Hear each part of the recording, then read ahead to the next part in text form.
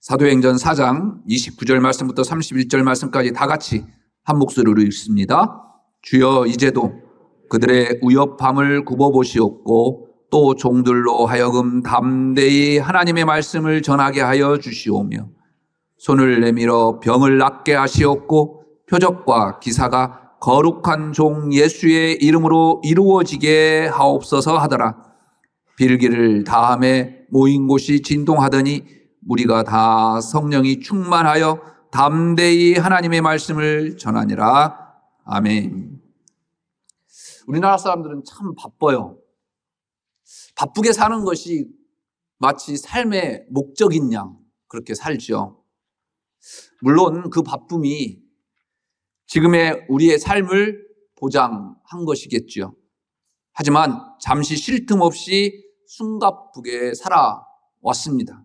그러다 보니 주변을 돌아볼 여유조차 없이 살아왔습니다. 내가 왜 그렇게 살아왔는지 후회도 해보지만 한번 살아낸 내 인생을 되돌릴 수 없는 것이 우리네 인생이죠. 좀 여유 있게 살아볼 걸. 그때는 이렇게 했었으면 참 좋았을 것을. 그렇게 아쉬움이 남는 것이 우리네 인생입니다. 즐겁게 춤을 추다가 그대로 멈춰라. 즐겁게 춤을 추다가 그대로 멈춰라. 이런 노래가 있죠. 아이들이 참 좋아해요. 그런데 간혹 한두 명의 아이들은요, 꼭 그대로 멈춰라야 멈추지 못하고요, 마음대로 춤을 추다가 지적을 당하는 아이들도 있죠. 여러분, 자동차의 엑셀과 브레이크의 페달이 있습니다. 이 둘 중에서 고장나면 안 될 게 무엇이겠습니까? 다 고장나면 안 되겠지만 고장나면 더 심각한 것이 무엇일까요? 브레이크 페달입니다. 위험 상황에서 차가 멈추지 않는다고 한다면 자신뿐만 아니라 다른 사람의 생명도 위험해질 수 있죠. 아프리카에요, 사냥의 일종인 스프링벅이라고 하는 동물이 있어요. 갑자기 풀을 뜯다가요, 한 마리가 전력 질주를 해서 앞으로 나아간다고 합니다. 뭣도 모르고 그 주변에 있던 많은 스프링벅이요 따라서 우르르 몰려간다고 합니다. 그런데 낭떠러지에 도달하게 되었을 때 멈추면 좋은데요, 앞만 보고 달리다가요 그 낭떠러지에 떨어 죽는 스프링벅이 많이 있다고 합니다. 무언가를 향해 나아갈 때 여러 능력이 필요하지요. 그중 하나는 멈추는 힘입니다. 전진하는 것도 중요하지만 때로는 멈추기도 해야 하는 겁니다. 인생의 목적지도 모른 채 과속으로 내달리는 인생을 주변에서 우리는 많이 찾아볼 수 있지요. 그 속도가 지나치게 높아졌을 때 멈추지 못하면 범죄자가 되거나 극단적인 선택을 하는 끔찍한 인생들 많이 봅니다. 자신의 감정을 절제하지 못하면 상대방 혹은 자신에게 큰 상처를 남기게 되지요. 신앙생활에서도 마찬가지 아닐까요? 최선을 다해 내게 맡겨진 것 감당하는 것 하나님이 기뻐하시립니다. 앞만 보고 달려가는 것 좋습니다. 그러나 때로는 브레이크 페달을 밟는 것도 참 중요합니다. 때로는 하늘도 쳐다보고 걸어온 길을 돌아보는 것 중요합니다. 이게 무엇일까요? 저는 그것이 기도가 아닐까 생각해 봤습니다. 기도는 달려갈 길에 대해서 하나님의 뜻을 묻는 것이고 지금까지 살아왔던 그 길들을 한번 되돌아보는 것이 기도가 아닐까요? 올 한 해 우리는 사도행전을 함께 써내려가고 있습니다. 누가가 쓴 사도행전을 되짚어보고 내가 써야 할 사도행전을 생각하는 올 한 해가 되었으면 좋겠습니다. 지금쯤 우리가 어디쯤 왔는지 점검해 보는 것도 좋겠습니다. 사도행전의 핵심 성구는 1장 8절이죠. 예수님께서 마지막 승천하시기 직전에 제자들에게 유언과도 같은 말씀을 해 주셨죠. 복음이 예루살렘을 넘어서 유대와 사마리아 그리고 이방을 넘어 세상 끝까지 전파되어야 함을 말씀하셨습니다. 지금까지 우리가 살펴본 내용은요, 예루살렘에서 어떻게 복음이 전파되고 첫 번째 교회가 탄생되었는가를 살펴보았습니다. 모든 것들이 예루살렘에서 이루어졌습니다. 앞으로 예루살렘을 넘어서 유다와 사마리아 지역에 복음이 전파되어야 합니다. 예루살렘 교회는 이방 지역에 복음을 전하기 위해서 바나바를 파송했습니다. 바로 여러분들이 잘 알고 있는 수리아 안디옥 교회였지요. 이곳은 이방 선교의 중심 역할을 감당합니다. 안디옥 교회는 그러나 자기 교회에 머물러 있지 않았습니다. 파송받았던 바나바를 거기에 원 플러스를 더해서 누굽니까? 바울을 튀르키예의 이방 선교로 파송을 합니다. 그렇게 해서 바울은 튀르키예를 넘어서 그리스 그리고 최종 로마까지 복음의 대장정을 마치게 되지요. 예수님께서 말씀하신 세상 끝까지의 여정은 이렇게 해서요, 저와 여러분들의 몫이 되었습니다. 그런데 예루살렘에서만의 복음 전도는 그리 순탄치만은 않았죠. 성령 강림절에 놀라운 성령의 역사가 일어났습니다. 방언을 하게 되었고요, 수많은 사람들이 회개하지요. 그래서 복음이 곳곳에 퍼져나갔습니다. 40여 년 된 난증뱅이를 고쳤습니다. 그럼에도 성령의 역사를 방해하는 방해꾼들이 있었습니다. 많은 사람들이 회개하고 예수 그리스도의 복음을 받아들였습니다. 무려 5천 명이 넘습니다. 그럼에도 산헤드린 공의회 사람들과 일부 종교적 특권층들은 예수의 이름이 다시 회자되는 것을요 두려워했고요, 싫었습니다. 그래서 베드로와 요한을 잡아들였습니다. 그러나 베드로와 요한을 어떻게 처벌해야 할지 몰랐습니다. 위협하고 놓아줄 수밖에 없었습니다. 하지만 예수의 이름으로 아무것도 하지 말라라고 위협하지요. 비록 그들 앞에서, 하나님 앞에서 너희 말 듣는 것과 하나님 말씀 듣는 것 중 어느 것이 옳은지 스스로 판단해보라라고 담대하게 이야기했던 베드로와 요한. 그러나 얼마나 살떨리는 일이었을까요? 이렇게 베드로와 요한은 위협을 받으면서 풀려났습니다. 바로 여기까지가 지난주까지 걸어왔던 우리의 여정이지요. 오늘 본문은요, 베드로와 요한은 석방된 길로 교회를 찾아가서 이 사실을 알리는 내용이에요. 산헤드린의 위협에도 베드로와 요한이 가장 먼저 찾은 곳은요, 바로 기도하고 있는 교회 공동체였습니다. 그리고 자신들에게 일어났던 모든 일들을 전해줍니다. 이 말을 들은 예루살렘 공동체는 한 마음으로 하나님 앞에 통성으로 기도하고 있습니다. 천지와 바다와 만물을 지으신 하나님을 찬양하지요. 성령으로 다윗의 입을 통해서 고백된 시편 2편 1절 2절 말씀을 상고합니다. 그리스도의 순환을 예언하신 분이 하나님임을 고백합니다. 그 예언대로 헤롯, 빌라도, 이스라엘 백성들이 합동해서 예수님을 대적했음을 회고하지요. 그리고 현재의 위협에 대해서 하나님께 살펴주시기를 구하고 있습니다.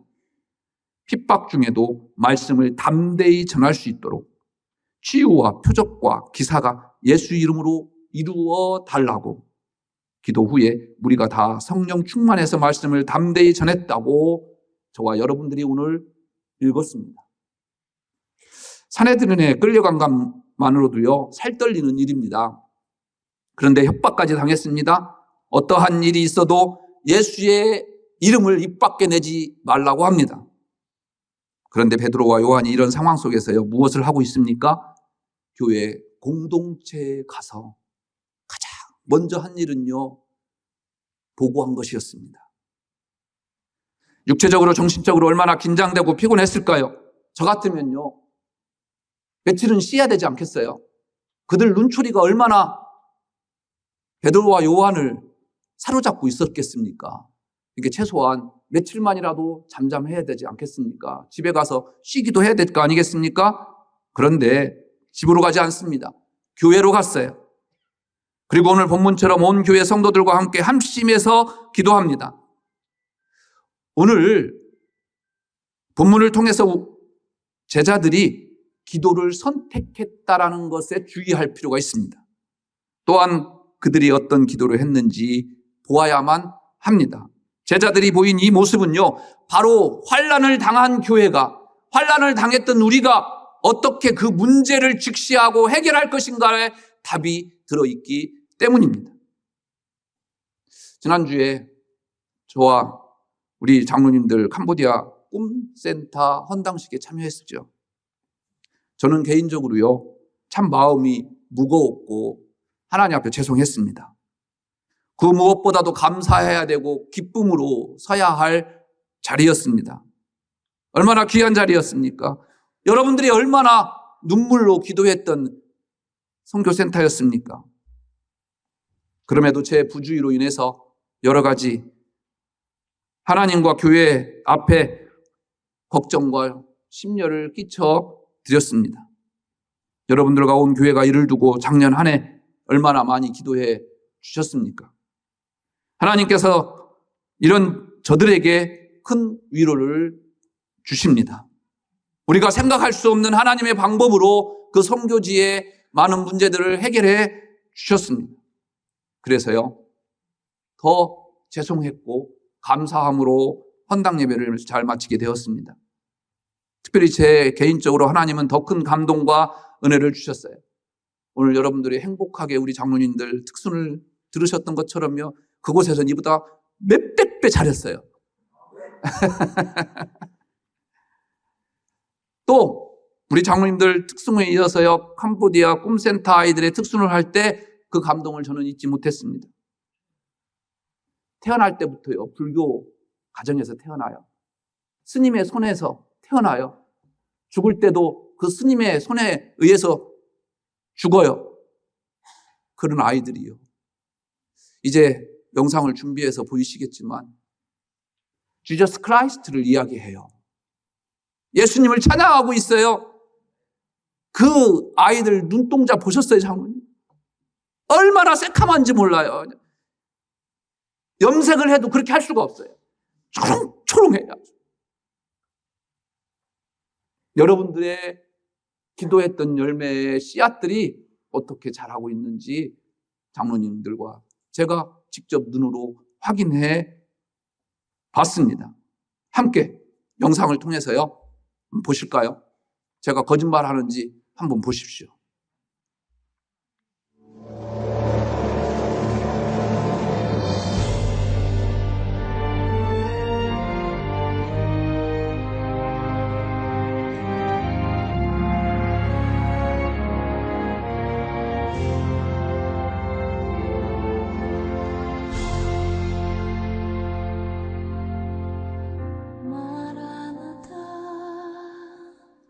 주 예수여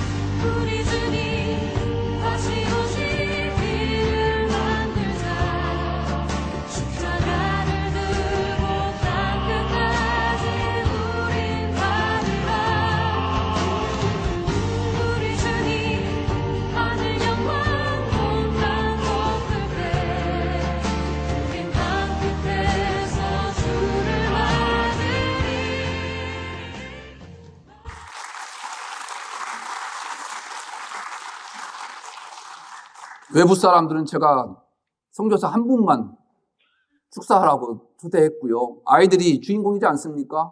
또 여러분들이 주인공이지 않습니까? 그래서 여러분들을 초대했습니다. 우리가 아파할 때, 저 선교지를 놓고 기도할 때 하나님은요, 저렇게 역사에 가고 계셨습니다. 베드로와 요한은 풀려나자마자 곧바로 교회 공동체로 갑니다. 그리고 제자장들과 장로들이 자신들을 어떤 말로 위협했는지 알립니다. 공동체 역시 베드로와 요한을 통해서 자신들도 위협을 받은 것입니다. 이젠 위험과 공포가요, 베드로와 요한만이 아닙니다. 교회 공동체에 함께 전해졌습니다. 이 위협에 직면했을 때 교회 공동체가 한 일이 바로 무엇이었습니까? 한 마음으로 하나님께 소리 높여 기도한 것입니다.